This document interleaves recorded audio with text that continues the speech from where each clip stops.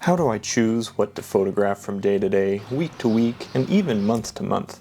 That's a question I'm often asked, and a question that I ask myself quite frequently.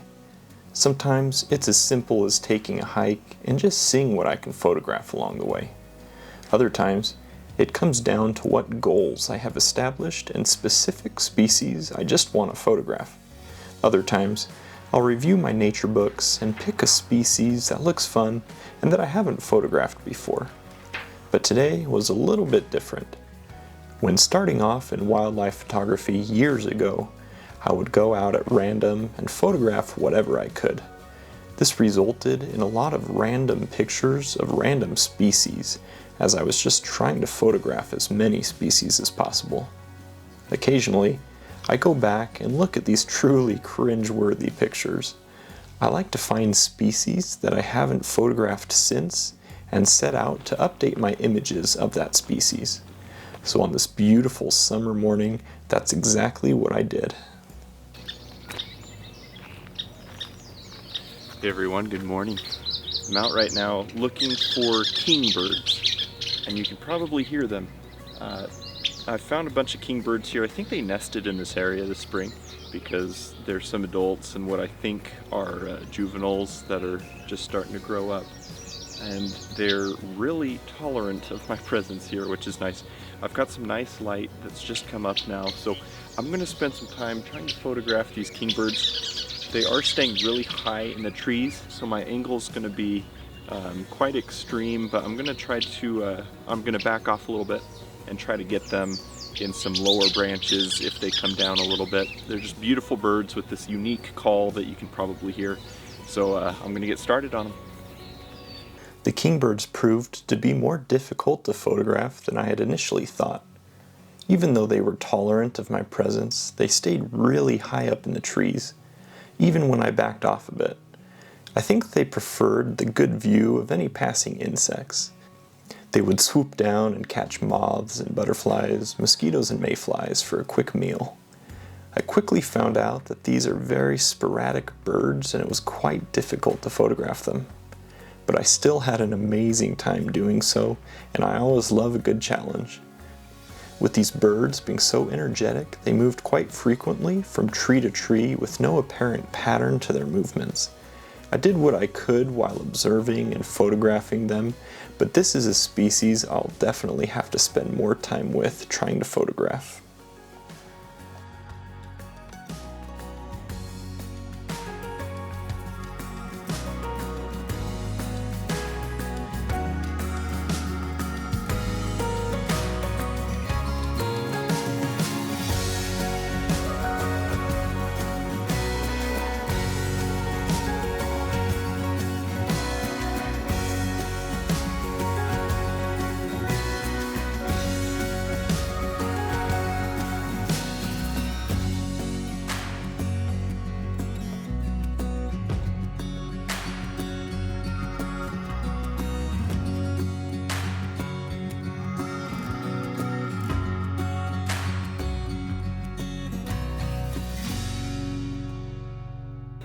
Kingbirds have been so much fun to try to photograph.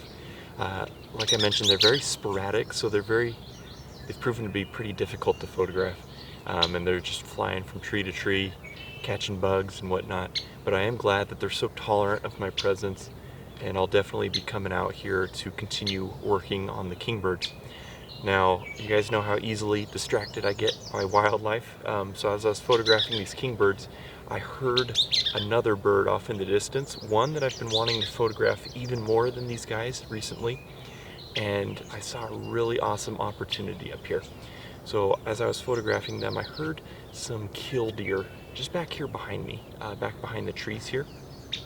Now, killdeer are a species of plover that nest on the ground in like gravelly areas. They're very common in my area. I just haven't spent the time to photograph them in the past. And I noticed some back here behind me that are starting to incubate eggs, which is an awesome opportunity.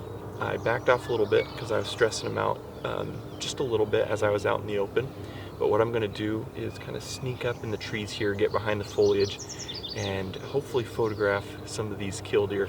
There's quite a few pairs of them back here, and like I mentioned, they're starting to incubate eggs. Just an exciting time of year to photograph so many different species. So I'm going to get started on these guys, find a good hiding spot, and see what I can get.